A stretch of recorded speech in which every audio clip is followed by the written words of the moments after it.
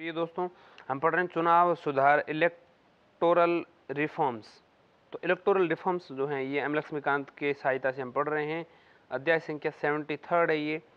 ठीक है, इसको हम पढ़कर शुरू करते हैं। चुनाव सुधार से संबंधित समितियां पढ़ेंगे। सबसे पहले हम विभिन्न समितियों एवं आयोगों ने हमारी चुनाव प्रणाली एवं चुनाव मशीनरी के साथ साथ चुनाव प्रक्रिया की भी जांच की है और सुधार के लिए सुझाव दिए हैं। इन समितियों और आयोगों का उल्लेख नीचे किया जा रहा है। ठीक है, जैसे एक है चुनाव कानूनों में संशोधन पर संयुक्त संसदीय समिति 1971-1972 की। ठीक है, तो चुनाव कानूनों में संशोधन पर संयुक्त संसदीय समिति 1971-72 की बात कर रहा हूँ।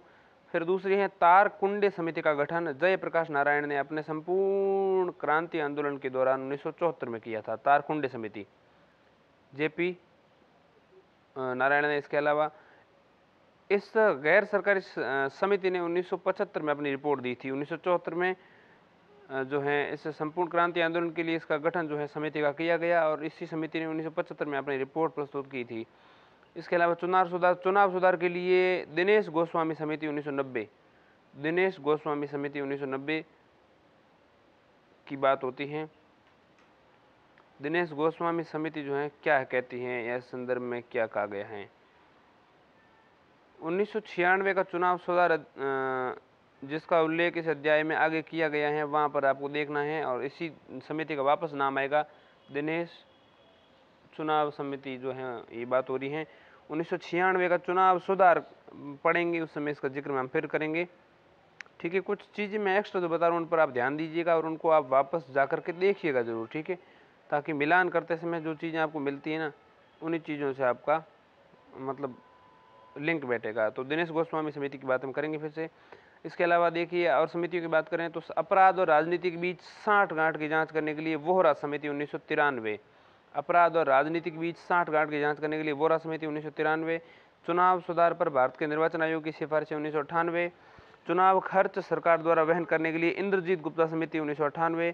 इंद्रजीत गुप्ता समिति की मैं अगर बात बताऊँ तो इसका भी जिक्र हम करेंगे। देखिए, तो चुनाव सुधार पर निर्वाचन आयोग की सिफारिशें 1998 में थी। 1998 में एक और समिति की बात यहाँ पर होती है, वो है इंद्रजीत गुप्ता समिति। तो गुप्ता समिति क्या कहती हैं, 1998 में पे भाजपा नीति सरकार ने चुनाव खर्च पर सरकार वहन करने के लिए पूर्व गृह मंत्री इंद्रजीत गुप्ता की अध्यक्षता में एक 8 सदस्यीय समिति का गठन किया और इसलिए इसको इंद्रजीत गुप्ता समिति कहते हैं।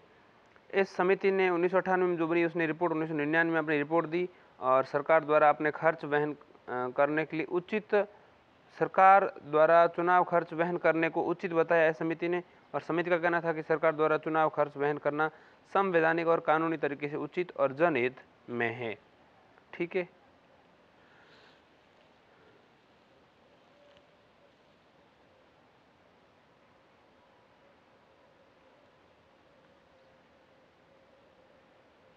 बात करते हैं अगली चुनाव सुधार से संबंधित समिति की। तो वो है चुनाव कानूनों में सुधार पर भारत की विधि आयोग की 170वीं रिपोर्ट 1999। ठीक है, विधि आयोग की 170वीं रिपोर्ट 1999 में चुनाव सुधारों से संबंधित विधि आयोग की रिपोर्ट है। इसके अलावा संविधान के कागजात की समीक्षा करने के लिए राष्ट्रीय आयोग 2002 से 2002 के दौरान जो था, इसमें MN वेंकटचलैया इस आयोग के अध्यक्ष थे और इसको आप विस्तार से जो है अध्याय संख्या 80 में पढ़ने वाले हैं, आगे जो आएगा। ठीक है, उसमें आप पढ़ेंगे। इसके अलावा समिति की बात करें चुनाव सुधार से संबंधित तो है प्रस्तावित चुनाव सुधारों पर भारत का चुनाव आयोग की रिपोर्ट 2004। इसके अलावा शासन में नैतिकता के सवाल पर भारत के दूसरे प्रशासनिक सुधार आयोग की रिपोर्ट 2007। तो भारत का दूसरा प्रशासनिक सुधार था, उसकी रिपोर्ट। ठीक, इसके अध्यक्ष थे वीरप्पा मोइली।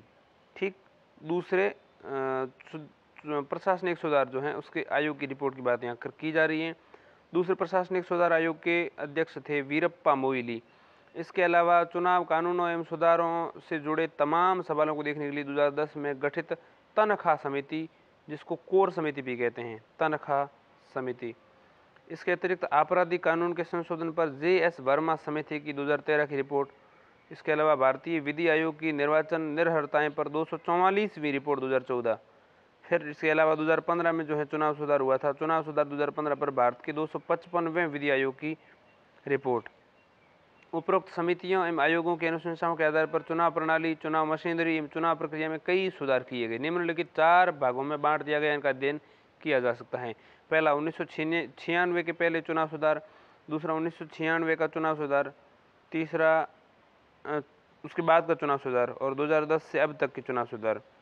तो 3 प्रकार के 4 भागों में बांट करके चुनाव सुधारों का अध्ययन हम करेंगे। चुनाव प्रक्रिया में कई सुधार किए गए और इन चुनाव सुधारों को हमेशा आधार पर पढ़ेंगे। 1996 के पहले, 1996 का, और 1996 के बाद, और 2010 से लेकर के अब तक 4 प्रकार के पढ़ेंगे।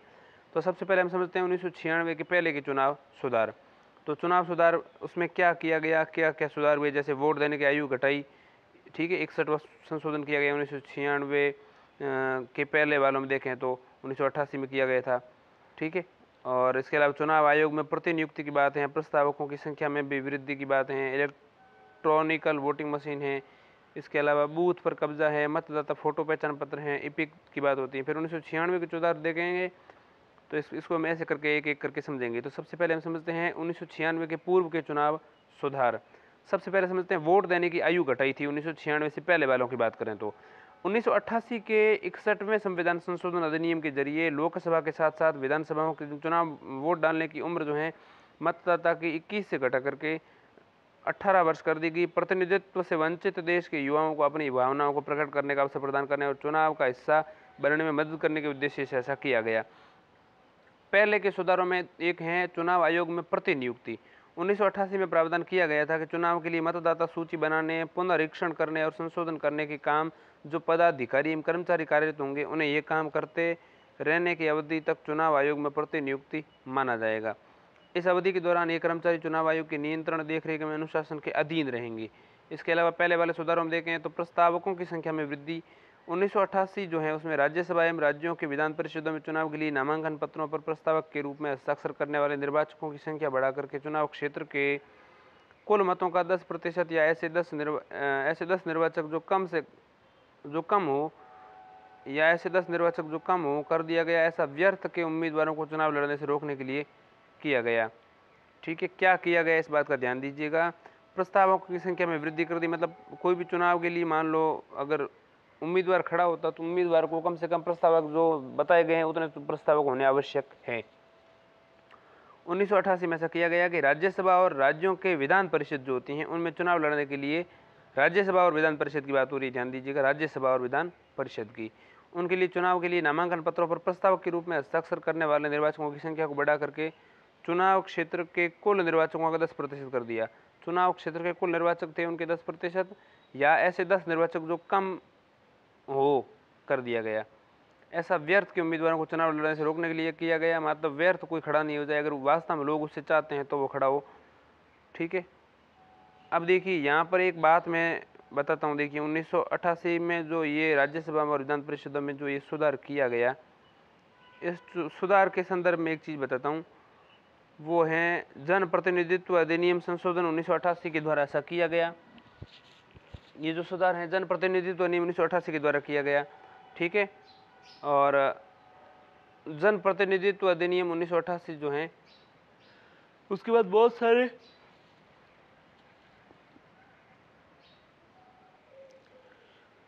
के पहले के सुधारों में एक सुधार है इलेक्ट्रॉनिक वोटिंग मशीन EVM, ठीक। 1989 में चुनावों में इलेक्ट्रॉनिक वोटिंग मशीन यानी EVM के इस्तेमाल की व्यवस्था की गई। प्रयोग के तौर पर पहली बार EVM का इस्तेमाल 1988 में राजस्थान, मध्य प्रदेश और दिल्ली विधानसभा चुनाव के क्षेत्रों में हुआ। 1999 में गोवा के विधानसभा में पहली बार EVM का पूरे राज्य में इस्तेमाल हुआ, ठीक है। अब हम बात करते हैं बूथ कब्जा। 1989 में बूथ कब्जा होने पर चुनाव स्थगित करने और रद्द करने का प्रावधान किया गया। बूथ कब्जे में शामिल है मतदान केंद्र पर कब्जा कर लेना और अधिकारियों से मतपत्र या वोटिंग मशीन सरेंडर करा लेना। दूसरा, मतदान केंद्र को अपने कब्जे में ले लेना और सिर्फ अपने समर्थकों को वोट डालने की इजाज़त देना।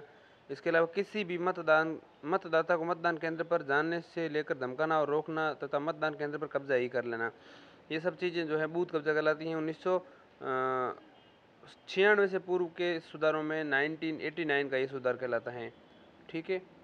एक तो इलेक्ट्रॉनिक वोटिंग मशीन जो है वो सुधार हुआ 1989 में, और एक 1889 में बूथ कब्जा वाला सुधार हुआ। ठीक है, तो इस सुधार को हमें समझना पड़ेगा। और ये जो सुधार जो किया गया, जन प्रतिनिधित्व अधिनियम 1988 के द्वारा किया गया।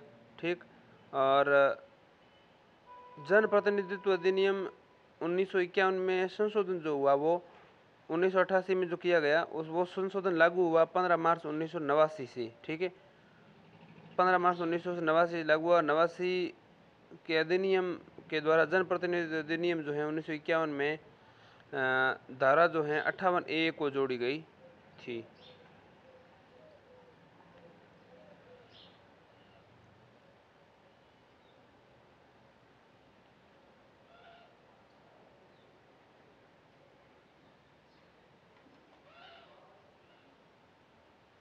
इसके अलावा अगला सुधार देखें जो 1996 से पूर्व हुआ, तो उसमें एक तो मतदाता फोटो पहचान पत्र। ठीक, तो EPIC, इपिक कहते हैं इसको, चुनाव आयोग द्वारा मतदाता फोटो पहचान पत्र के उपयोग से निश्चित चुनाव प्रक्रिया सरल, सुचारू और त्वरित होगी। चुनाव में फर्जी मतदाता किसी के बदले मत डालने की प्रथा को रोकने के लिए देश भर में मतदाताओं को फोटो पहचान पत्र जारी करने के लिए 1993 में चुनाव आयोग द्वारा निर्णय लिया गया था। पंजीकृत मतदाताओं को EPIC जारी करने के लिए मतदाता सूची आधार होता है। सामान्यतया हर वर्ष 1 जनवरी के बाद इस मतदाता सूची को संशोधित किया जाता है, क्योंकि यह तिथि विशेष तिथि होती है। प्रत्येक भारतीय नागरिक जिसकी आयु उक्त तिथि से 18 या इससे अधिक है, वह मतदाता सूची में शामिल होने और इसके लिए आवेदन प्राप्त करने का पात्र होता है। ठीक है, और ये तारीख जो होती है हर वर्ष की पहली जनवरी को, यानी 1 जनवरी को ये सूची बदलती हैं। ठीक है, एक बार इस सूची में पंजीकृत होने के बाद EPIC पाने का पात्र होगा। इसलिए EPIC यानी कि इसको कहते हैं मतदाता फोटो पहचान पत्र। तो मतदाता फोटो पहचान पत्र को हम क्या कह देंगे, इलेक्टोरल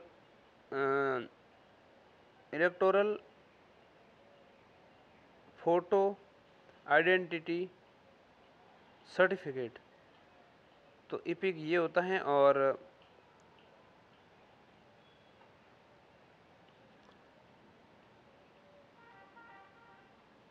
पात्र जो होता है व्यक्ति को फोटो पंजीकृत होने के बाद में EPIC पाने का पात्र हो जाता है। इसलिए EPIC जारी करने का योजना लगातार चलने वाली सतत प्रक्रिया, जिसे पूरा करने के लिए किसी समय सीमा का निर्धारण नहीं किया जा सकता, क्योंकि मतदाता का पंजीकरण एक सतत और चलने वाली प्रक्रिया है। नामकरण दर्ज करने की अंतिम तिथि और मतदान प्रक्रिया पूरी होने के बीच की अवधि को छोड़ करके जो है ये प्रक्रिया चलती रहती हैं। 18 वर्ष की आयु पूरी करने वाले और उससे अधिक लोगों को मतदान का अधिकार दे दिया जाता है और उनका EPIC जारी किया जाता है। मतदाता फोटो पहचान पत्र जो है जारी किया जाता है। चुनाव आयोग की उन मतदाताओं को EPIC देने का सतत प्रयास जो पिछले अभियान में छूट गए थे, मतदाता के रूप में जोड़ जाने हैं। ठीक है, अब हम समझेंगे 1996 के चुनाव सुधार क्या क्या किए गए।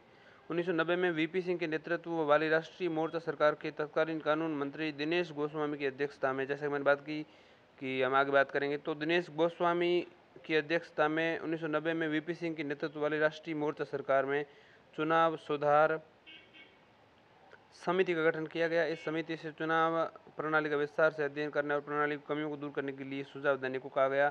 समिति ने 1990 में अपनी रिपोर्ट दे दी और चुनाव सुधार के कई सुझाव दिए। इन सुझावों में से कुछ अनुशंसाएं जो है 1996 में लागू की गई और उसके बारे में आगे बतलाया गया है। कुछ अनुशंसाएं जो है 1996 में लागू की गई और ये जो है 1990 वाली सरकार के किया गया। 1996 में कुछ इसकी अनुशंसाएं लागू की गई। 1996 में क्यों किया गया, तो 1996 में लागू करने के पीछे जो पॉइंट है वो है जनप्रतिनिधित्व अधिनियम 1996 जो अगस्त 1996 से प्रभावी हुआ। ठीक है, जनप्रतिनिधित्व अधिनियम लाया गया था 1996 में ही लाया गया। 1990 में VP सिंह राष्ट्रीय मोर्चा सरकार के नेतृत्व में जो है दिनेश गोस्वामी की अध्यक्षता में एक समिति गठित की जाती है और इस समिति की सिफारिशों पर ही 1996 में ये सुधार किया गया। ठीक है, तो सबसे पहले हम समझेंगे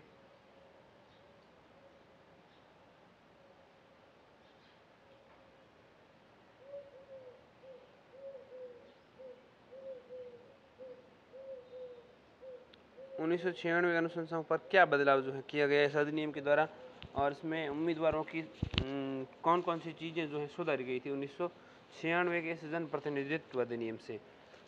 ठीक है, उम्मीदवारों के नामों को सूचीबद्ध करना, पहला काम तो ये किया गया है इस सुधार के द्वारा। ठीक है, उम्मीदवारों के नामों को सूचीबद्ध करने के लिए चुनाव लड़ने वाले उम्मीदवारों को 3 वर्गों में बांटा गया। ये वर्ग हैं मान्यता प्राप्त राजनीतिक दलों के उम्मीदवार, दूसरा पंजीकृत गैर मान्यता प्राप्त राजनीतिक दलों के उम्मीदवार, और तीसरा अन्य या निर्दलीय उम्मीदवार। ठीक है, तो उम्मीदवार जो खड़े थे उनको 3 आधार पर बांटा गया।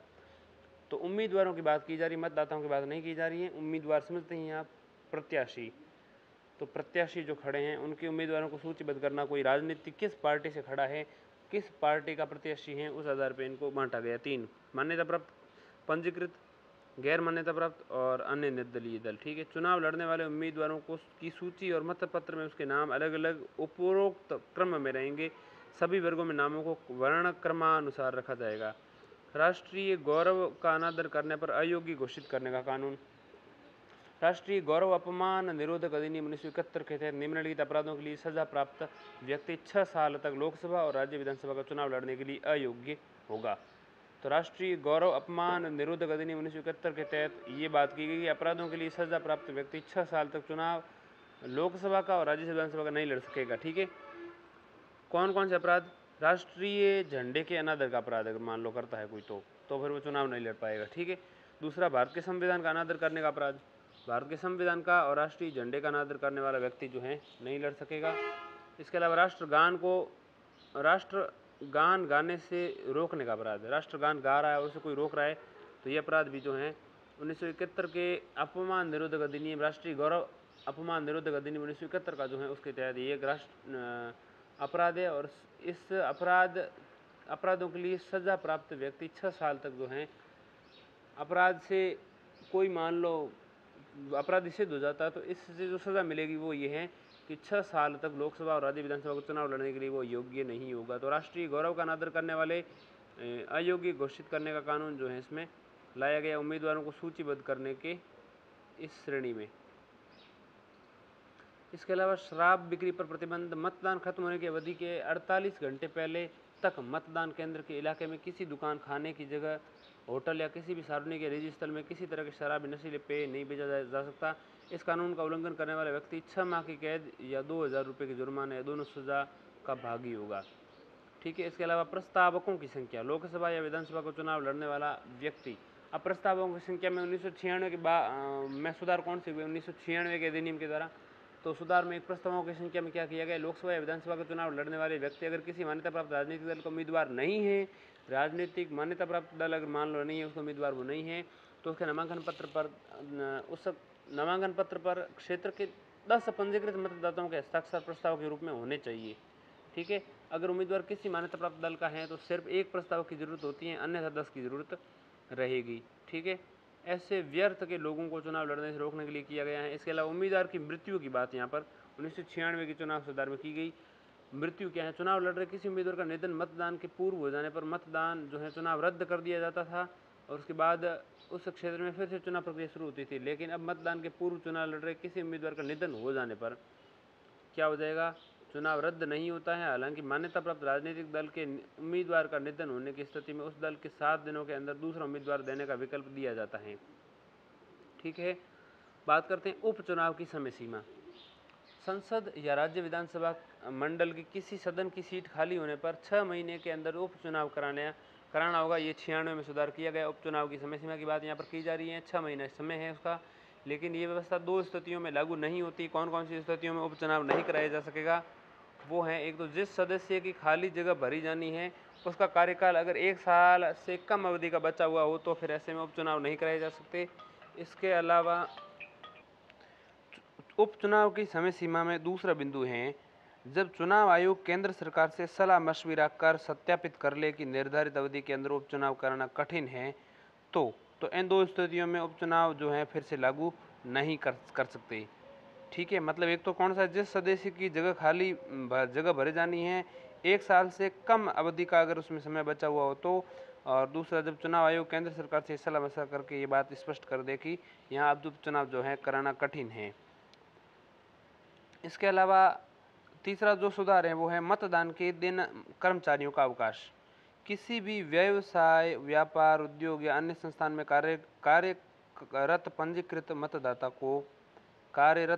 मतदाता को मतदान के दिन वैतनिक अवकाश मिलेगा, वेतन देते हुए। ठीक है, ये नियम दैनिक वेतन भोगी कर्मचारियों पर भी लागू होता है। इनका उल्लंघन करने वाले नियोजक को 500 रुपये तक जुर्माना लगाया जा सकता है। हालांकि यह नियम वैसे मतदाताओं पर लागू नहीं होता जिनकी अनुपस्थिति से बेरोजगार में लगा हुआ है, उसे खतरा या अत्यधिक नुकसान होता है। अत्यधिक नुकसान की स्थिति वाले पर लागू नहीं होता है। इसके अलावा एक सुधार जो है वो है 2 से अधिक चुनाव क्षेत्रों से चुनाव लड़ने पर प्रतिबंध। ठीक है, तो 2 से अधिक चुनाव यानी एक साथ हो रहे आम चुनाव या उपचुनाव में कोई उम्मीदवार लोकसभा या विधानसभा की 2 से अधिक सीटों पर चुनाव नहीं लड़ सकता। ऐसे ही प्रतिबंध राज्यसभा और राज्य के विधान परिषदों के द्विवार्षिक या उपचुनाव पर भी लागू होते हैं। इसके अलावा हथियार पर रोक। किसी मतदान केंद्र के आसपास किसी तरह के हथियार के साथ जाना जो है संज्ञेय अपराध है। ऐसा करने पर 2 साल की सजा या जुर्माना या दोनों दंड दिया जा सकता है। इसके अलावा कानून की अवहेलना करने वाले व्यक्ति का हथियार जब्त कर लिया जाएगा और उसका लाइसेंस रद्द कर दिया जाएगा। लेकिन ये व्यवस्था निर्वाचन पदाधिकारी, मतदान पदाधिकारी, किसी पुलिस अधिकारी या किसी मतदान केंद्र पर शांति व्यवस्था कायम करने के लिए बहाल किसी अन्य व्यक्ति पर लागू नहीं होता है। इसके अलावा चुनाव प्रचार की अवधि में कमी जो है वो भी 1996 के सुधारों में आता है। नामांकन वापस लेने की आखिरी तिथि और मतदान की तिथि के बीच का न्यूनतम अंतराल 20 दिनों से घटाकर 14 दिन कर दिया गया है। ठीक है, बात करते हैं 1996 के बाद के सुधारों की। तो 1996 के बाद के कौन कौन से सुधार जो हैं किए गए। सबसे पहले 1996 के बाद के सुधारों में राष्ट्रपति व उपराष्ट्रपति का चुनाव जो है वो देखते हैं। 1977 में राष्ट्रपति का चुनाव लड़ने के लिए प्रस्तावक व समर्थकों की निर्वाचक संख्या 10 से बढ़ाकर के 50 कर दी गई। 1977 में ऐसा किया गया। इसी तरह उपराष्ट्रपति, वैसे मैं पहले बता चुका हूँ, राष्ट्रपति और उपराष्ट्रपति चुनाव जो अधिनियम में जो संशोधन किया गया 1952 वाले में, वो 1977 में किया गया। और राष्ट्रपति और उपराष्ट्रपति चुनाव संशोधन अधिनियम 1997 के द्वारा ऐसा किया गया। क्या किया गया 1996 के बाद वालों में मैं बता रहा हूँ, तो 1997 की अवधि सामने आती है। ठीक है, उसमें सबसे पहला है राष्ट्रपति चुनाव के बारे में जानकारी दी गई है। राष्ट्रपति एवं उपराष्ट्रपति का चुनाव जो 1977 का नियम है, उसमें राष्ट्रपति चुनाव लड़ने के लिए प्रस्तावक और समर्थक निर्वाचकों की संख्या जो है 10 थी पहले और बाद में बढ़ा करके 50 कर दी गई। और इसी तरह उपराष्ट्रपति पद के लिए भी ये संख्या जो थी 5 से बढ़ा करके 20 कर दी गई। ठीक है, साथ ही निरर्थक उम्मीदवारों को रोकने के लिए दोनों पक्षों को चुनाव लड़ने के लिए जमानत राशि जो 2500 थी पहले, वो बढ़ा करके 15,000 रुपये कर दी गई। ठीक है, चुनाव ड्यूटी के लिए कर्मचारियों को बुलाना। 1998 में ये व्यवस्था दी गई कि स्थानीय शासन, राष्ट्रीयकृत बैंकों, विश्वविद्यालयों, जीवन बीमा निगम और लोकोपक्रमों एवं सरकारी सहायता पाने वाले दूसरे संस्थानों के कर्मचारियों को चुनाव ड्यूटी पर तैनात करने के लिए बुलाया जा सकता है।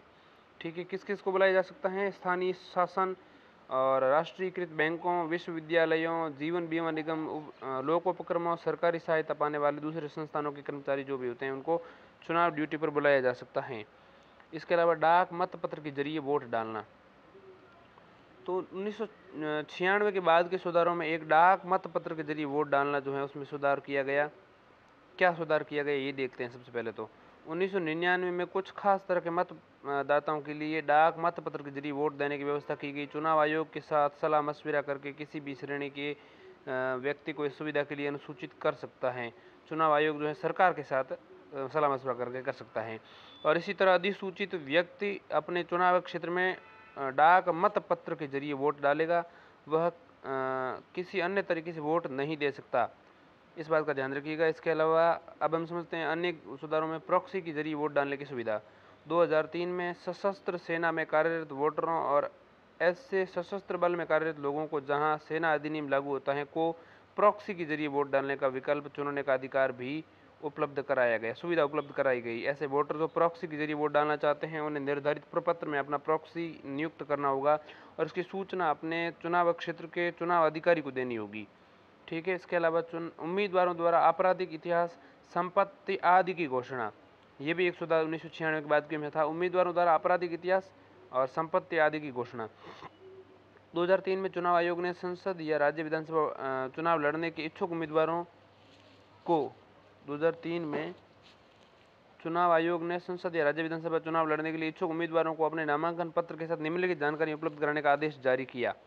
ठीक है, अब कौन कौन सी इसमें जानकारियाँ करने का आदेश दिया ये बताता हूँ, और इसके पहले मैं आपको कुछ चीज़ें बताता हूँ। डाक मत पत्र के जरिए वोट डालने वालों से 1999 में जो शुरू किया गया वो, और प्रॉक्सी के जरिए 2003 में जो शुरू किया गया वो, इनके संदर्भ में। और फिर हम जानेंगे जो हैं जानकारियों की बात की गई हैं आयोग के द्वारा, वो कौन सी हैं। ठीक है, ध्यान दीजिएगा कि जनप्रतिनिधित्व अधिनियम 1900 जनप्रतिनिधित्व संशोधन अधिनियम 1998 आया था। ठीक है, और एक जनप्रतिनिधित्व संशोधन अधिनियम 1999 आया। इन दोनों के द्वारा ये संशोधन किए गए। इसके अतिरिक्त जो आदेश 2003 वाले की बात मैं कर रहा हूँ वो हैं चुनाव कानून संशोधन अधिनियम 2003। ठीक है, और फिर से चुनाव संचालन संशोधन कानून 2003 है। तो चुनाव कानून संशोधन अधिनियम एक तो चुनाव कानून संशोधन अधिनियम, और एक चुनाव संचालन संशोधन कानून 2003 है। तो एक तो अधिनियम एक कानून है, तो ये जो 2003 में आए थे इनके ज़रिए से। और ये जो आदेश की बात मैं कर रहा हूँ ये 27 मार्च 2003 को ये आदेश निकाला था।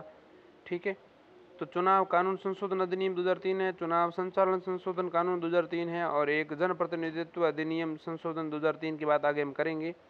ठीक है, और उसी से जुड़े हुए फिर अन्य संबंधित संशोधन कानूनों की बात 2003 के हैं, उनकी भी बात हम करेंगे। ठीक है, तो ये 27 मार्च 2003 का आदेश है, और ये 27 मार्च 2003 के आदेश की बात जो हम कर रहे हैं अभी, उसको मैं आपको समझाता हूँ कि ये किस तरह से कार्य करता है। ध्यान दीजिएगा, उम्मीदवारों की संपत्ति की बात वगैरह मैंने की बाद में आपराधिक स्थिति में। तो 27 मार्च 2003 में जारी हुआ।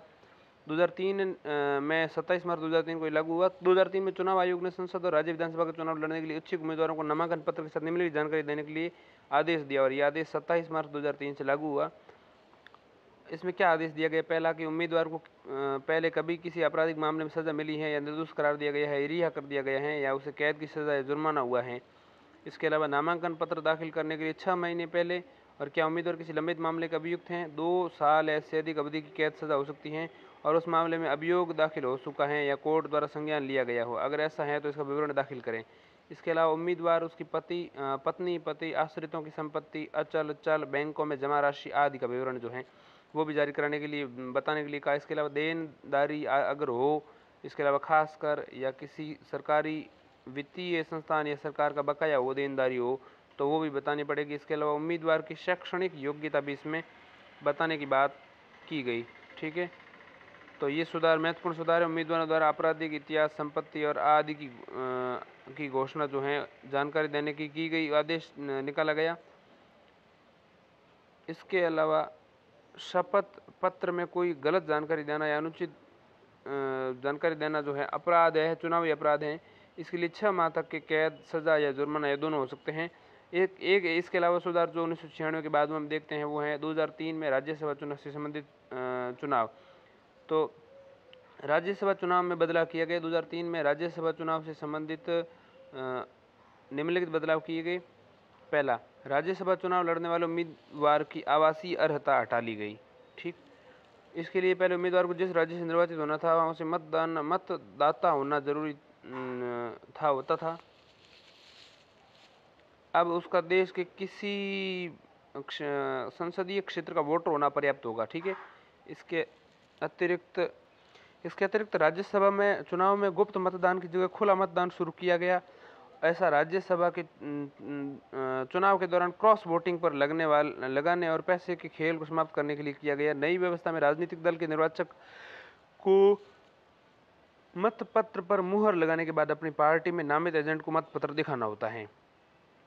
इसके अलावा बाद की सुधार में एक है यात्रा व्यय की छूट। 2003 के प्रावधान के अनुसार राजनीतिक दल का चुनाव प्रचार करने वाले नेताओं का व्यय उम्मीदवार के चुनाव खर्च में शामिल नहीं किया जाएगा।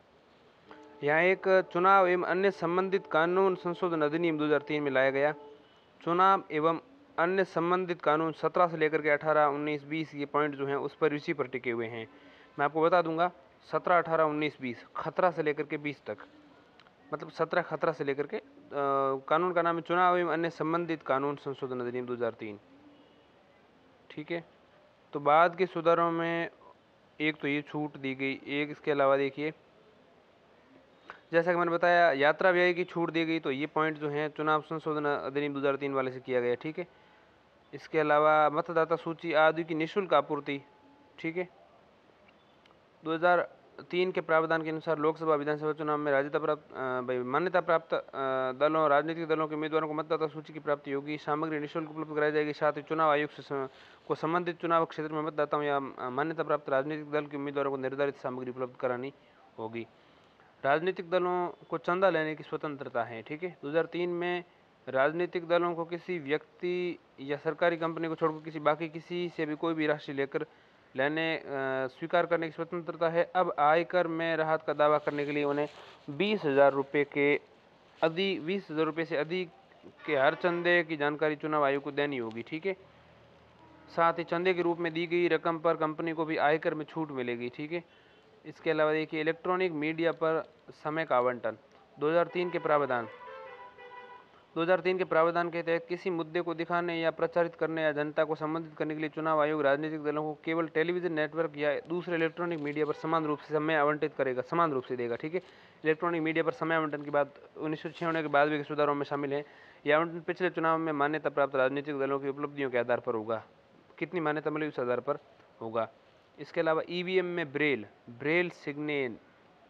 सिग्नेज क्या है, देखिए लिपि को मतलब ब्रेल लिपि को शुरू करना। ईवीएम में ब्रेल लिपि को शुरू करना मतलब आयोग को दृष्टिहीन मतदाताओं द्वारा किसी सहायक के बिना मतदान करने के लिए उन्हें सुविधा प्रदान करने हेतु ब्रेल लिपिबद्ध ईवीएम को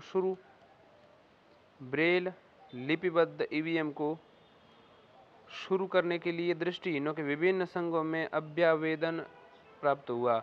आयोग ने विस्तृत रूप से इस प्रस्ताव पर विचार किया और वर्ष 2004 में हुए आंध्र प्रदेश की आसिफ नगर विधानसभा में उपचुनाव के दौरान ईवीएम में ब्रेल फीचर डालने की कोशिश की। वर्ष 2005 में बिहार, झारखंड और हरियाणा के विधानसभा चुनावों के दौरान एक विधानसभा क्षेत्र में इसका उपयोग किया गया था।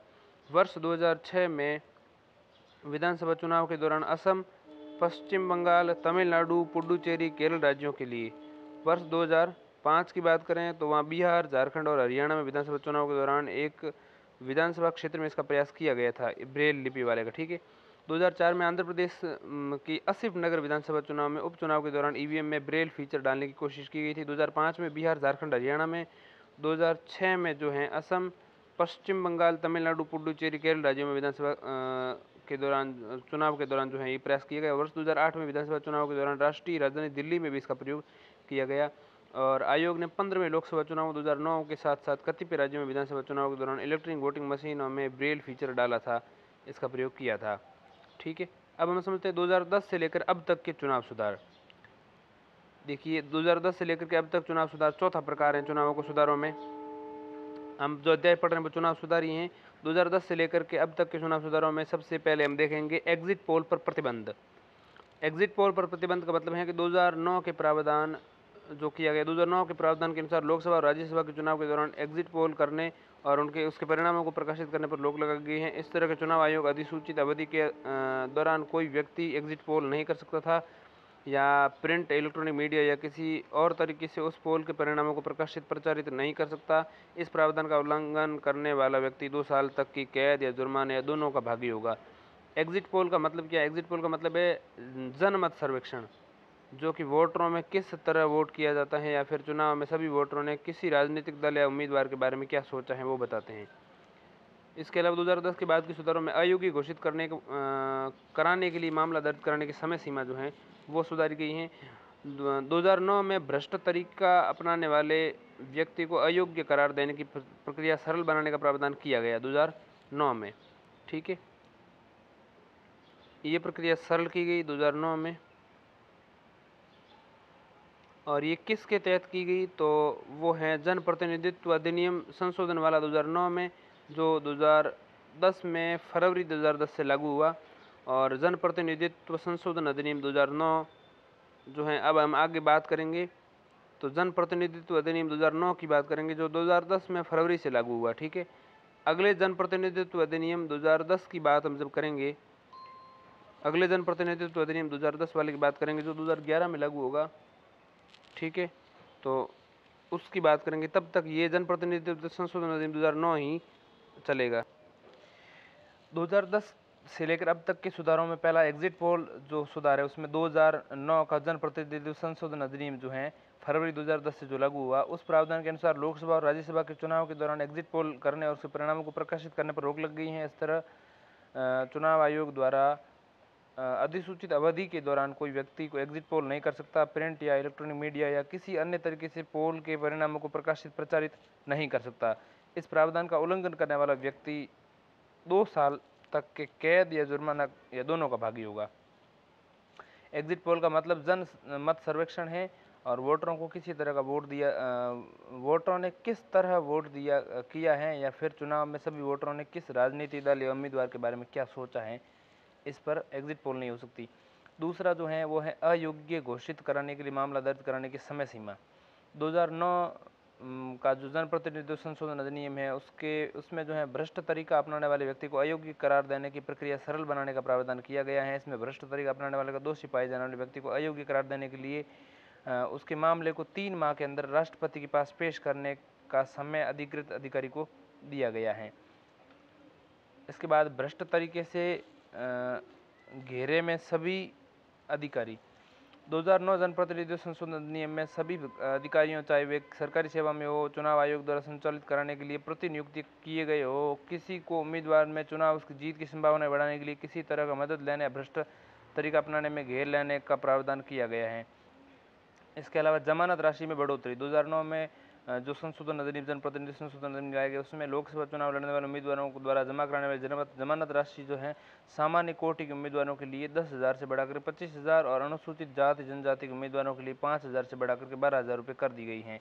इस तरह राज्य विधानसभा चुनाव लड़ने वाले सामान्य कोटि के उम्मीदवारों की जन्मत राशि 5,000 से बढ़ा करके 10,000, सामान्य कोटि के उम्मीदवारों की विधानसभा चुनाव की बात हो रही है, पहले जो है लोकसभा चुनाव की बात हो रही थी। तो लोकसभा चुनाव में जो चुनाव राशि है सामान्य जनमत वालों के लिए 10,000 से 25,000 कर दी गई और विधानसभा में सामान्य वालों के लिए जो है 5,000 से बढ़ाकर 10,000 कर दी गई। और वहीं पर लोकसभा में जो है सामान्य वाले उम्मीदवार के अलावा जो अनुसूचित जनजाति जाति के हैं उनके लिए 5,000 से 12,000 कर दी गई थी लोकसभा के लिए, और विधानसभा में यही राशि जो है 5,000 से बढ़ा करके क्षमा की गई अनुसूचित जनजाति के लिए 2,500 से बढ़ाकर 5,000 रुपये कर दी गई। ऐसा अंग भीर उम्मीदवारों की संख्या बढ़ने से रोकने के लिए किया गया है। इसके अलावा जिला में अपीली अधिकारी जो हैं इसमें 2010 के बाद के सुधारों में ये एक सुधार है, जिला में अपीली अधिकारी 2009 के जनप्रतिनिधित्व संशोधन अधिनियम में मतदाता निबंधन पदाधिकारी के किसी आदेश के खिलाफ सुनवाई के लिए जिला में अपीली अधिकारी की नियुक्ति का प्रावधान किया गया है। पहले ऐसी शिकायतों की सुनवाई राज्य के मुख्य चुनाव अधिकारी किया करते थे, मुख्य चुनाव अधिकारी, ठीक है। और इस तरह मतदाता सूची के अद्यतन करने के क्रम में किसी क्षेत्र के मतदाता निबंधन पदाधिकारी के किसी आदेश के खिलाफ जिला दंडाधिकारी या कार्यपालक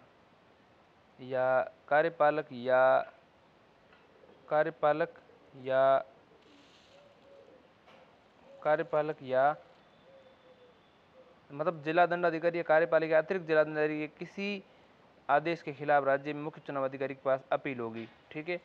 इसके अलावा विदेशों में रहने वाले भारतीयों को वोट देने का अधिकार 2010 में संशोधन किया गया, उसमें विभिन्न कारणों से विदेशों में रहने वाले भारतीयों को वोट देने का अधिकार प्रदान करने का प्रावधान किया गया है। ये 2009 वाला संशोधन नहीं है, जनप्रतिनिधित्व अधिनियम 2010 वाला संशोधन है।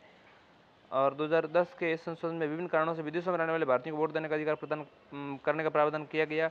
इसके अनुसार भारत का हर नागरिक जिसका क्या क्या होना चाहिए वो मतदान कर सकता है, मतदाता सूची में शामिल नहीं है, ठीक है, मतदाता सूची में शामिल नहीं है जिसने इसके अलावा दूसरा किसी देश की नागरिकता ग्रहण नहीं की है और जो नौकरी शिक्षा या अन्य कारणों से भारत या सामान्य निवास से बजाय विदेश में रह रहे हैं, चाहे वह अस्थायी रूप से हो, अपना नाम अपना संसदीय विधानसभा क्षेत्र अपने पासपोर्ट में अंकित है, उसकी मतदाता सूची में नाम दर्ज करा सकता है, ठीक है। तो ये संशोधन 2010 में किया गया। इस संशोधन को हम समझते हैं। इस संशोधन में क्या लिखा गया है। ये संशोधन जो है जनप्रतिनिधित्व संशोधन अधिनियम 2010 में जो फरवरी मतलब 2010 फरवरी 10 2011 से प्रभाव में आया, फरवरी 2011 से प्रभाव में आया। संशोधन अधिनियम 2009 वाला जो है फरवरी 2010 में लागू हुआ, और 2010 वाला जो है फरवरी 2011 में लागू हुआ। ठीक है, ये तो है 2010 वाला संशोधन अधिनियम, इसलिए विदेश से रहने वाले लोगों को वोट देने का अधिकार इसमें प्रदान किया गया। इससे आगे जस्ट अभी हम बात करेंगे 2013 के एक संशोधन की अधिसूचना जो है, उसकी अधिसूचना संख्या कुछ ऐसी दी हुई है और दिनांक दी हुई है 24 अक्टूबर 2013। तो 24 अक्टूबर 2013 इसको समझते हैं। 2013 के इस 24 अक्टूबर 2013 का क्या इसमें किया गया है। ठीक है, तो 24 अक्टूबर 2013 देखो 24 अक्टूबर 2013 का यहाँ पर जिक्र इसलिए किया गया क्योंकि मतदाता सूची में ऑनलाइन नामांकन की बात यहाँ पर की गई है।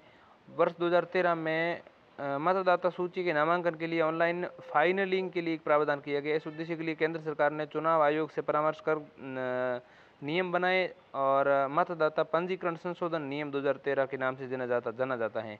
इन नियमों में मतदाता पंजीकरण नियम 1960 में कतिपय संशोधन किया गया। ठीक है, इसके अलावा 2010 के बाद वाले संशोधनों में एक है नोटा विकल्प शुरू करना। उच्चतम न्यायालय के निर्देशों के अनुसार चुनाव आयोग ने उपयुक्त में से कोई नई के लिए मतदाता पत्रों ईवीएम मशीनों में प्रावधान किया गया ताकि मतदान केंद्र पर आने वाले मतदाताओं चुनाव में खड़े हुए किसी भी उम्मीदवार में से किसी को चुनने का फैसला न करने वाले अपने मतदान की गोपनीयता को बनाए रखते हुए ऐसे उम्मीदवार को मत नहीं डालने के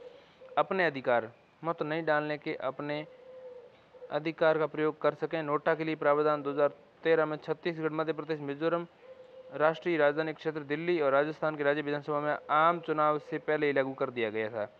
ठीक है, नोटा के प्रावधान को 2013 में छत्तीसगढ़ में, मध्य प्रदेश में, मिजोरम में और दिल्ली में और राजस्थान में आम राज्य विधानसभा चुनाव में आम चुनाव से पहले लागू कर दिया गया। और 16वीं लोकसभा 2014 में आम चुनावों के साथ वर्ष 2014 के आम चुनावों के साथ वर्ष 2014 में आंध्र प्रदेश, अरुणाचल प्रदेश और ओडिशा और सिक्किम के राज्य विधानसभाओं में ये जारी रहा। उम्मीदवार को जमानत राशि लौटाने के उद्देश्य के लिए नोटा के विरुद्ध मत देने वाले मतदाताओं को उम्मीदवार को मिले हुए वैध मतदाताओं में नहीं गिना जाता है। अगर नोटा के पक्ष में मत देने वाले मतदाताओं की संख्या किसी भी उम्मीदवार को मिले मतदाताओं से अधिक है, तब भी जिस उम्मीदवार को सबसे अधिक मत मिले हैं उससे ही निर्वाचित घोषित किया जाएगा। ठीक है, तब भी जिस उम्मीदवार को सबसे अधिक मत मिले हैं उसे ही निर्वाचित किया जाएगा। नोटा वाले वोट भले ही बहुत ज़्यादा हो जाए संख्या में, तब भी उसे ही निर्वाचित किया जाएगा। ये बात यहाँ पर ध्यान देने योग्य है। ठीक है, बात क्या है कि इलेक्टोरल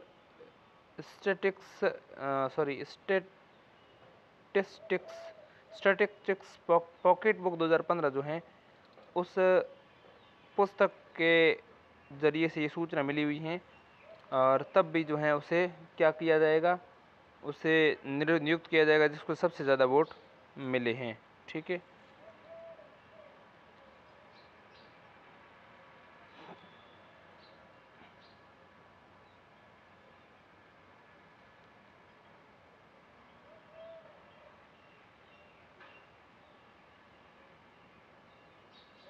दो 2001 में चुनाव आयोग ने भारत सरकार को तटस्थ मतों यानी कि न्यूट्रल वोट का प्रावधान करने के लिए कानून में संशोधन का प्रस्ताव भेजा। 2001 में चुनाव आयोग ने, ठीक है, भारत सरकार को ऐसा भेजा उनके लिए जो किसी भी उम्मीदवार के पक्ष में मत नहीं देना चाहते हैं।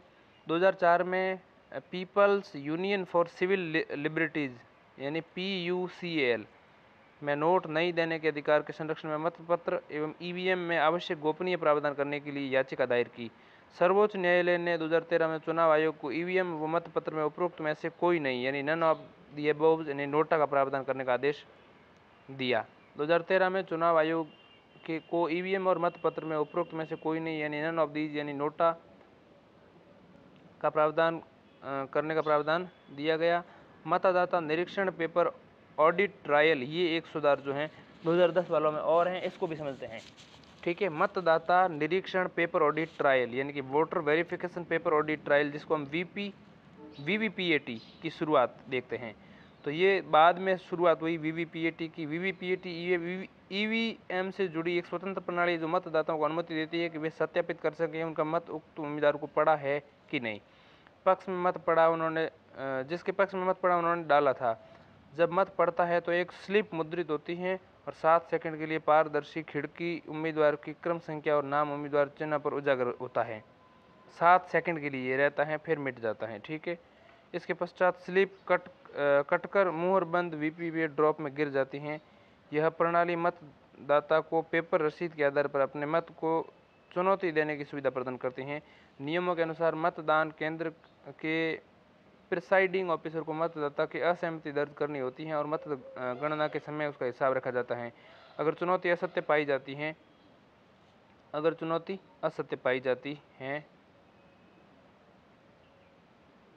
हिसाब रखा जाता है। अगर चुनौती असत्य पाई जाती है तो ठीक। वीवीपीएटी के उपयोग के लिए नियम में संशोधन 2013 में किया गया। 2013 में सर्वोच्च न्यायालय ने वीवीपीएटी को चरणों में शुरू करने के लिए अनुमति दी थी, सर्वोच्च न्यायालय ने, सुप्रीम कोर्ट ने। ठीक है। और इसे स्वतंत्र और निष्पक्ष चुनाव की अपरिहार्य जरूरत बताया सुप्रीम कोर्ट ने। न्यायालय ने अनुमान किया था कि वीवीपीएटी मतदान प्रणाली की परिशुद्धता सुनिश्चित करेगा और विवाद की स्थिति में मतों की हाथों से गिनती में भी सहायक होगा। वीवीपीएटी का प्रथम उपयोग 2013 में नागालैंड के पश्चात नौकासेन विधानसभा क्षेत्र चुनाव में किया गया था 2013 में नागालैंड में, और इसके पश्चात राज्य विधानसभा चुनाव में, आम चुनाव में इसका उपयोग होता रहा है। ठीक है। और 2014 में लोकसभा चुनाव में चुने हुए लोकसभा चुनाव क्षेत्रों में वीवीपीएटी चुनाव में से 8 चुने हुए लोकसभा चुनाव क्षेत्रों में वीवीपीएटी का उपयोग किया गया 2014 में।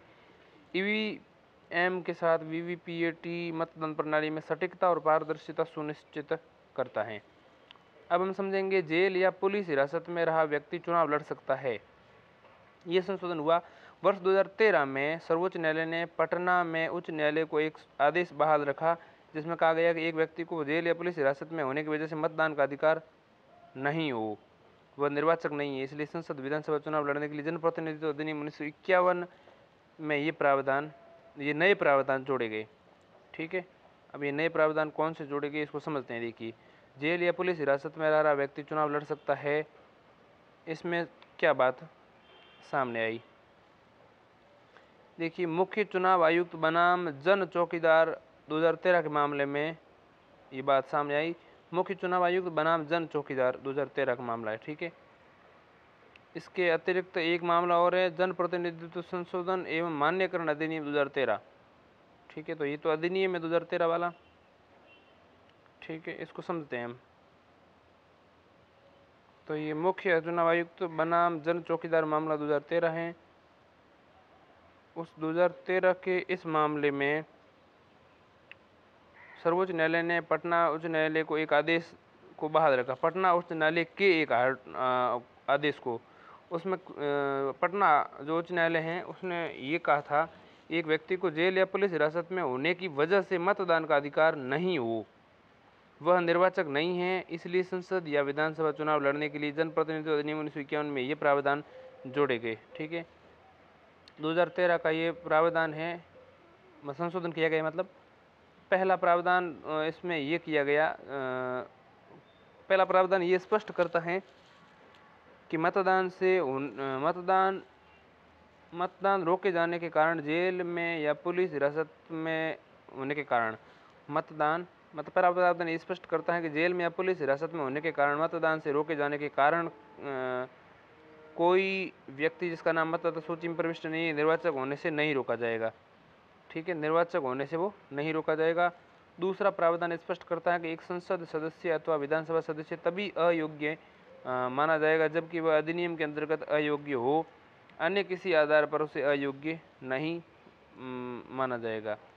परिणामतः जो व्यक्ति जेल में या पुलिस हिरासत में है उन्हें चुनाव लड़ने की अनुमति है। ठीक है। इसके अलावा एक सुधार है, सिद्ध दोषी सांसदों एवं विधायकों की तत्काल अयोग्यता प्रभावी।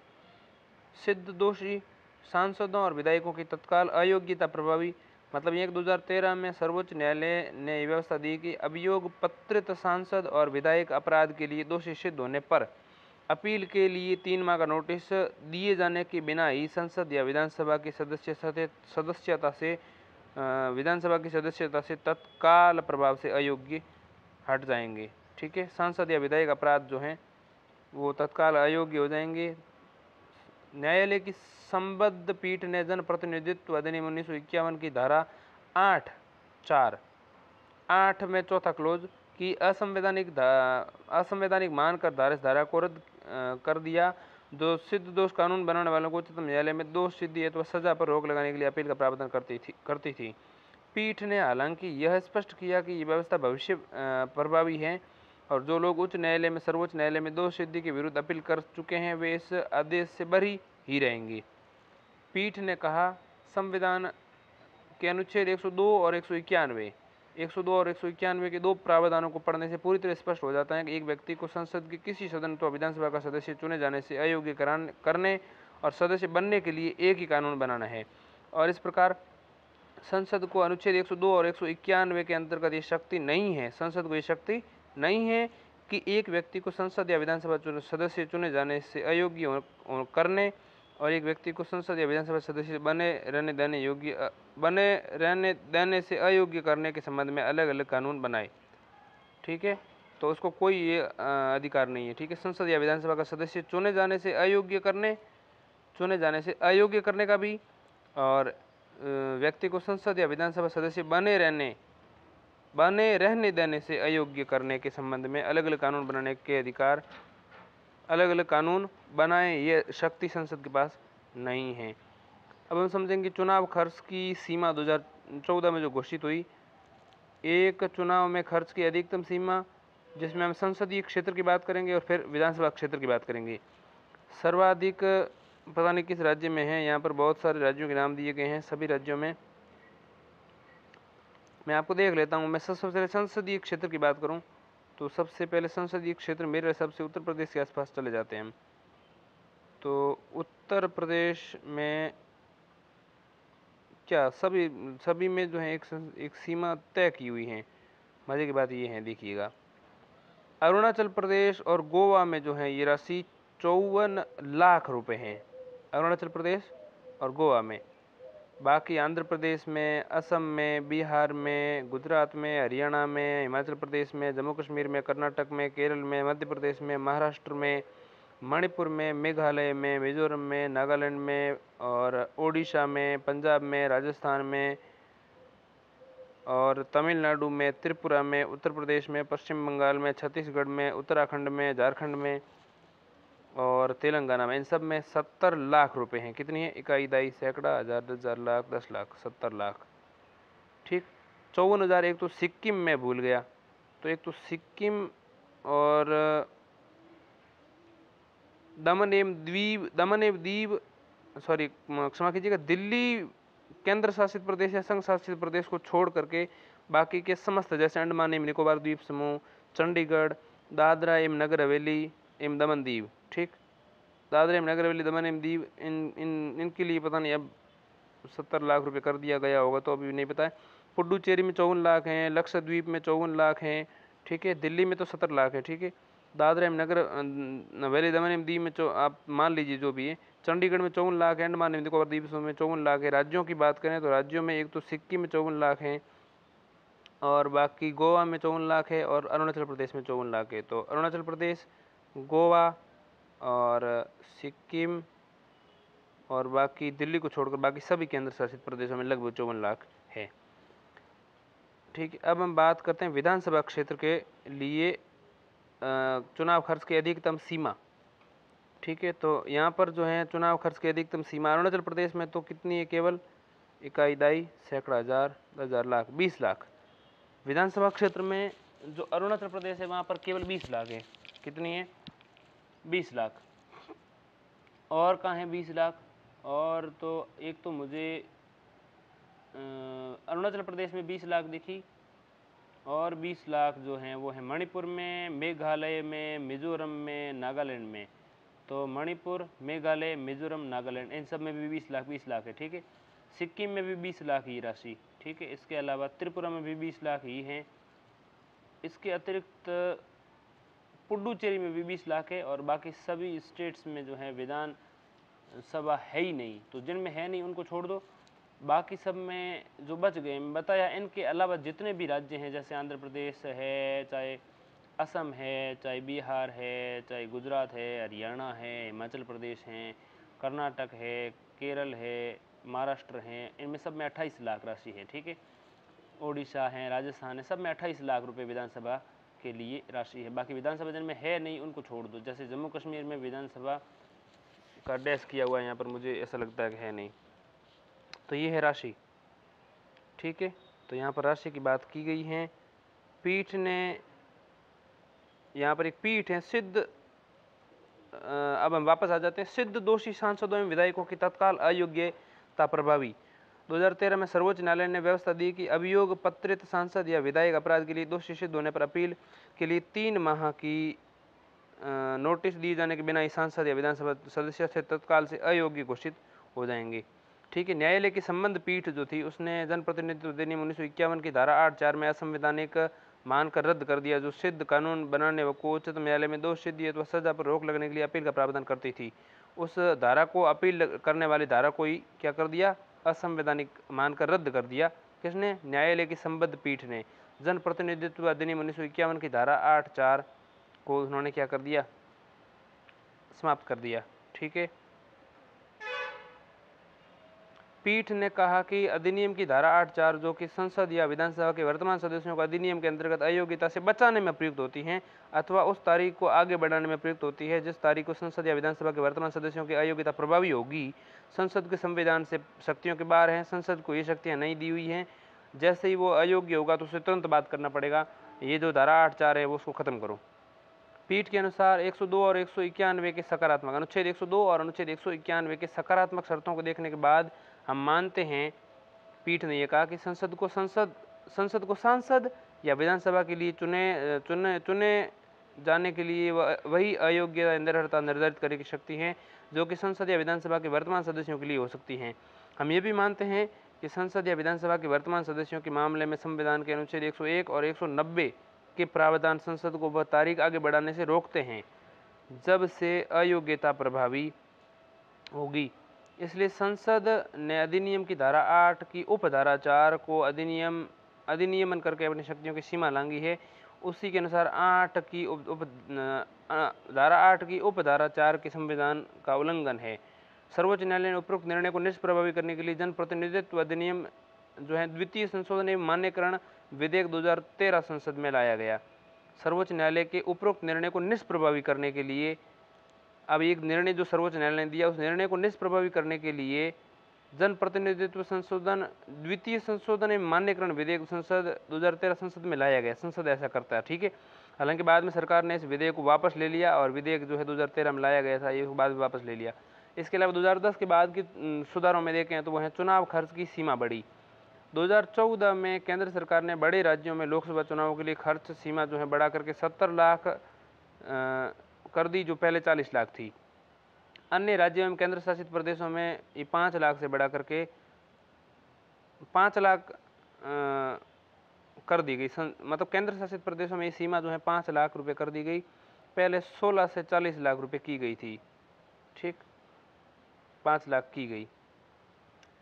इसी प्रकार बड़े राज्यों में विधानसभा सीट के लिए चुनावी खर्च की जो सीमा है वो 16 लाख रुपए से बढ़ा करके 28 लाख रुपए कर दी गई विधानसभा सीट के लिए चुनावी खर्च बड़े राज्यों में। जबकि अन्य जो हैं राज्यों में अन्य राज्यों में संघ शासित राज्यों के बीच की सीमा जो है 20 लाख रुपए कर दी गई, जो पहले 8 से 16 लाख रुपए की गई थी। अब यहाँ पर सारणी आपने देख ली है। अब हम इसके अलावा एक और नियम समझते हैं, वो है ईवीएम मतपत्रों पर उम्मीदवारों का फोटो। चुनाव आयोग के एक आदेश अनुसार 1 मई 2015 के बाद होने वाले किसी भी चुनाव में 1 मई 2015 के बाद होने वाले किसी भी चुनाव में ईवीएम मतपत्रों पर उम्मीदवारों का फोटो, नाम तथा पार्टी चुनाव घोषणा के साथ प्रकाशित रहेंगे ताकि इस बारे में मतदाताओं को भ्रम का निवारण हो सके। जून 2015 में 5 राज्यों में 6 उपचुनाव हुए जिनमें प्रथम बार मतपत्रों पर उम्मीदवारों के फोटो का उपयोग किया गया। चुनाव आयोग ने यह संज्ञान लिया है कि कई बार एक ही चुनाव क्षेत्र में एक ही नाम से अनेक उम्मीदवार खड़े हो जाते हैं। यद्यपि 2 या अधिक एक ही नाम वाले उम्मीदवारों के नाम के साथ उपयुक्त उपसर्ग लगाए जाते हैं। आयोग के विचार में मतदाताओं को मतदान के समय किसी भी प्रकार की सुविधा या भ्रम न हो। इसके लिए अतिरिक्त उपाय किए जाने आवश्यक हैं। फोटो उम्मीदवार के नाम तथा चुनाव चिन्ह के बीच उजागर रहेगा। आयोग ने व्याख्या की कि यदि कोई उम्मीदवार फोटो देने में विफल रहता है तब भी ये नामांकन खारिज करने का आधार नहीं बनेगा। उम्मीदवार को अपना हाल का खींचा फोटो श्वेत श्याम रंगीन चुनाव अधिकारी को नामांकन के समय सौंपना होगा। फोटो में कोई वर्दी, टोपी या काले चश्मे का उपयोग नहीं करना है, इस बात का ध्यान रखना है। ठीक है। इसके अलावा एक और है, नकद दान की सीमा कम की गई। फिर कॉरपोरेट अंशदानों पर से कैप हटा, ये भी संशोधन हुआ और इसको भी हम समझेंगे अभी। फिर चुनावी बांड की शुरुआत, और फिर जो है इसके बाद विदेशी वित्त पोषण यानी फंडिंग की अनुमति जो है यहाँ पर की गई है, इसको भी हम समझेंगे अभी।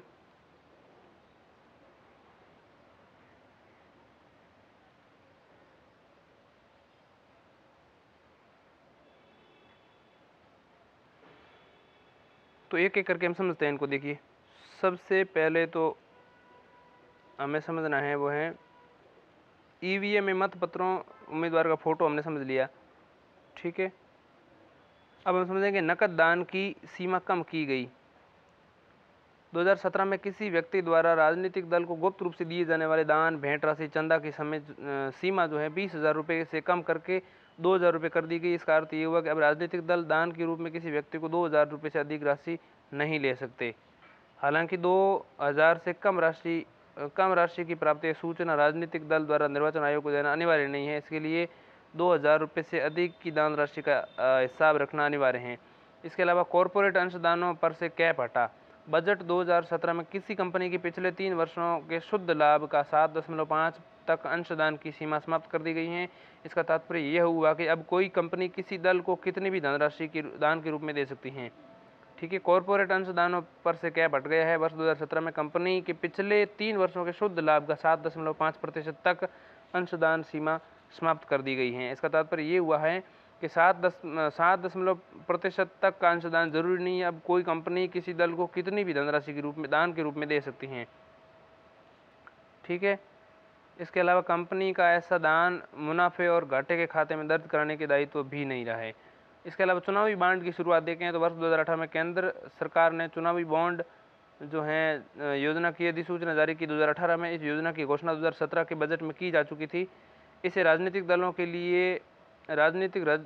दलों को दिए जाने वाले नगद दान के विकल्प के रूप में प्रस्तुत किया गया है। इसका उद्देश्य राजनीतिक वित्त पोषण अथवा फंडिंग में शुद्ध धनराशि के आगम और पूर्ण पारदर्शिता को प्रोत्साहित करना है। इस योजना का प्रमुख विशेषताएं निम्न है। पहली, चुनावी बॉन्ड का अर्थ है वचन पत्र यानी प्रमोसरी नोट के रूप में एक बॉन्ड जारी करना, जो कि धारक का बैंकिंग इंस्ट्रूमेंट होगा जिस पर देने वाले अथवा क्रय करने वाले का नाम अंकित होगा। दूसरा, चुनावी बॉन्ड किसी भी भारतीय नागरिक अथवा ऐसे किसी व्यक्ति संस्थान द्वारा खरीदा जा सकता है जो भारत में निगमित अथवा स्थापित हो। इसके अलावा चुनावी बॉन्ड का इस्तेमाल ऐसे राजनीतिक दलों में दान देने के लिए हो सकता है जिन्हें पिछले चुनावों में कुल मतों में से कम 1% मत प्राप्त हुए हो, चाहे लोकसभा अथवा विधानसभा में। इसके अलावा चुनावी बॉन्ड का किसी अर्ह राजनीतिक दल द्वारा केवल एक अधिकृत बैंक के खाते के माध्यम से ही भुगतान कराया जा सकता है। चुनावी बॉन्ड जो है 1,000, 10,000, 1 लाख, 10 लाख और 1 करोड़ के मूल्य में जारी किए जाते हैं। खरीदार द्वारा दी गई सूचना को अधिकृत बैंक गोपनीय रखता है और जिसे किसी भी प्राधिकारी को किसी भी कारण अथवा उद्देश्य से नहीं साझा नहीं किया जा सकता। एक अपवाद सक्षम न्यायालय है जिसे उक्त सूचना कानूनी लागू करने की एजेंसी द्वारा दायर की आपराधिक मामलों में सूचना मांगने पर दी जा सकती है। इसके अलावा हम समझते हैं वित्त पोषण या फंडिंग की अनुमति 2010 के बाद के सुधारों में ऐसा कौन सा सुधार है। बजट 2018 में राजनीतिक दलों को विदेशी स्रोतों से चंदा अंशदान प्राप्त करने की अनुमति दी गई। राजनीतिक दल अब विदेशी कंपनियों से चंदा प्राप्त कर सकते हैं। उसी अनुरूप विदेशी अंशदान विनियमन अधिनियम 2010 में संशोधन कर दिया गया। इस संशोधन के तहत विदेशी कंपनी की परिभाषा को संशोधित कर दिया गया। इस प्रकार यह अध्याय हमने पढ़ लिया। अब हम 74वां अध्याय जो है मतदान व्यवहार समझेंगे। बहुत बड़ा ये अध्याय नहीं, बहुत छोटा सा अध्याय, लेकिन इसको अभी नहीं समझेंगे, आने वाले टाइम में हम वीडियो में समझेंगे।